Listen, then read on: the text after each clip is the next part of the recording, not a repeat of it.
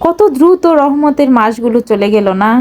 মনটা খুবই খারাপ লাগছে আসলে। এক মাস কিভাবে সিয়াম সাধনার মধ্যে দিয়ে আমরা দিনগুলো পার করে আসছি সেটা আসলে টেরই পাইনি।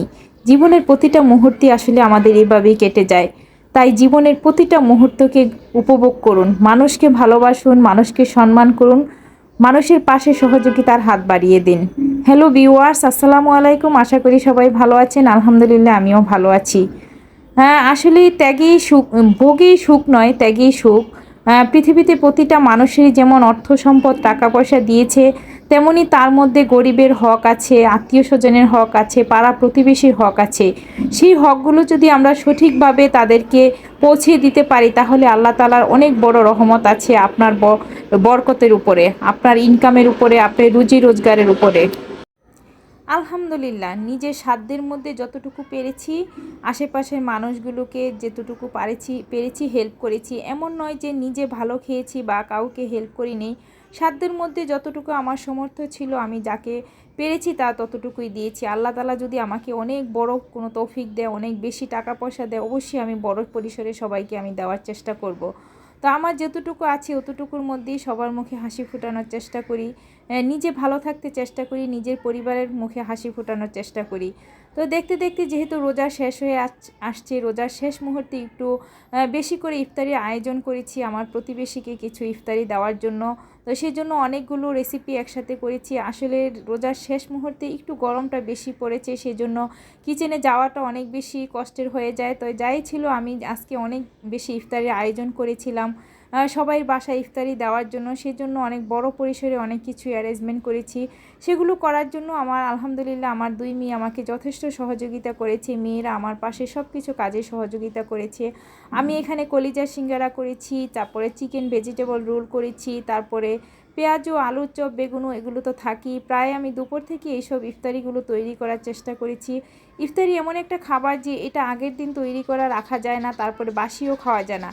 আমি সবগুলো জিনিস একদম ফ্রেশ করেছি এবং যখন যেদিন ইফতারি দিয়েছি সেদিনই সবগুলো রান্না, সবগুলো ইফতারি আইটেম তৈরি করেছি। আমার কাছে খুব ভালো লাগে। আমি প্রতি বছরই আসলে সবাই কি ইফতারি দিয়ে, আমি যে বিল্ডিংয়ে থাকি বিল্ডিংয়ে সবাই আসলে সবাই বাসায় ইফতারি দেয়। তো এটা ভালো লাগে, তবে নিজেরা এইভাবে না দিলে আসলে গরিব মানুষকে দিতে পারলে বেশি ভালো।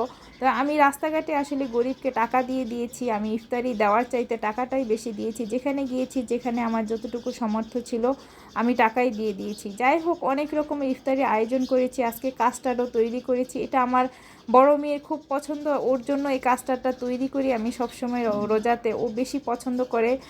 ওর পছন্দ খাবারগুলো তৈরি করে দিতে পারলে ও আরও বেশি খুশি হয়। আমার ছোটো মেয়ে অনেক বেশি পছন্দ করে। তো ছোটোটা একটু মিষ্টি খাবার কম পছন্দ করে, ওর হলো ঝাল ঝাল খাবার বেশি পছন্দ।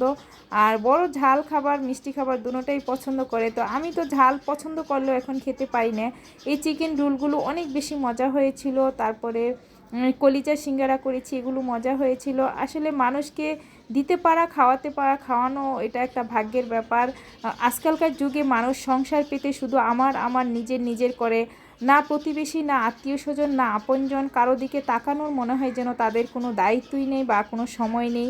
নিজে কিভাবে ভালো থাকবো, নিজে কিভাবে ধনীর দুলালি হব, নিজে কিভাবে বিলাসিতা করব, নিজে কিভাবে শো অফ করবো মানুষের কাছে, সেটা নিয়েই ব্যস্ত থাকে। কিন্তু আশেপাশের মানুষদেরকে ভালোবাসা বা সম্মান করা যে নিজের দায়িত্বের মধ্যে পড়ে, নিজের মনুষ্যত্বের মধ্যে পড়ে, সেগুলো আল্লাহ তাআলা আসলে মনে তাদেরকে দেয়নি। দোয়া করি আল্লাহ যেন মানুষকে হেদায়েত করে মনুষ্যত্ব দেয়, মানুষের বিবেককে জাগ্রত করে, বিবেকের কাছে যেন তারা প্রশ্ন করে যে কি করেছি, কি পেয়েছি, মানুষের কাছে যেন কৃতজ্ঞতা স্বীকার করে। আমি সবসময় আল্লাহ তাআলার কাছে শুকরিয়া আদায় করি এবং যে আমাকে যতটুকু করেছে তার কাছে কৃতজ্ঞতা স্বীকার করি। যার কাছে যতটুকুই ভালোবাসা পেয়েছি, সাপোর্ট পেয়েছি, সেই ঋণ যেন আমি পরিশোধ করে পৃথিবী থেকে বিদায় নিতে পারি, সেটা সবার কাছে দোয়া চাই। আমি কারো কাছে ঋণী থাকতে চাই না। কেউ যদি আমার কাছে কোনো কিছু পেয়ে থাকে, সেটা অন্যের কাছে সমালোচনা না করে, অন্যের কাছে না চেয়ে সরাসরি আমার কাছে বললে আমি নিশ্চয়ই তার সেই ঋণ আমি পরিশোধ করে দিব। আমি কখনো চাই না কারো কাছে ঋণের বোঝা হয়ে থাকতে। আর যদি সে মিথ্যা কথা বলে, তার মিথ্যার শাস্তি আল্লাহ তাআলা কী দিবে সেটা নিশ্চয়ই আমরা মুসলমান হিসেবে বা মানুষ হিসেবে জানি যে মিথ্যা কথার ফল কত ভয়ানক হতে পারে।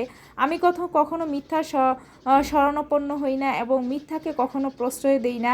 যদি সত্যি কথা হয়, আমি সত্যকে 100 বার মেনে নিতে বাধ্য থাকি, কারণ আমি কখনো কারো কাছে কোনো ঋণ করি না, কারো কাছে কোনো কিছু নিয়ে সেটা অস্বীকার করার চেষ্টাও করি না, এবং কেউ কিছু আমাকে দিলে তার বিনিময়ে আমি দ্বিগুণ ভালোবাসা দিয়ে ফিরিয়ে দেওয়ার চেষ্টা করি। ভালোবাসা এমন একটা জিনিস, কেউ আপনাকে ভালোবাসা দিলে সেটার বিনিময়ে আপনি দ্বিগুণ ভালোবাসা যখন ফিরিয়ে দিতে পারবেন, তখনই আপনার কাছে আপনি ভালো থাকতে পারবেন, আপনার বিবেকের কাছে আপনি ভালো থাকতে পারবেন, সৎ থাকতে পারবেন।